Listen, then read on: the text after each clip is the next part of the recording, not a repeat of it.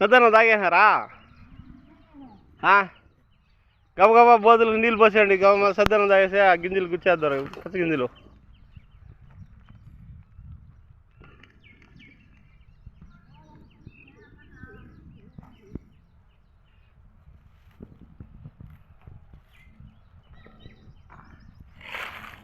కొత్తలు చూడు, ఇదంతా కూడా పైపులు కూడా నీళ్ళు ఎక్కువ వచ్చినట్టే ఉన్నాయి. ఇదేసి అసలు గుంతలు చూడ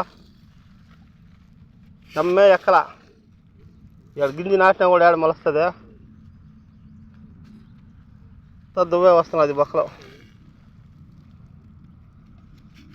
పైపులో నీళ్ళు వస్తాయి. ఎక్కడ పోసి నాటాల్సింది. మిక్సింగ్ అన్ని ఎరువులు వేసింది.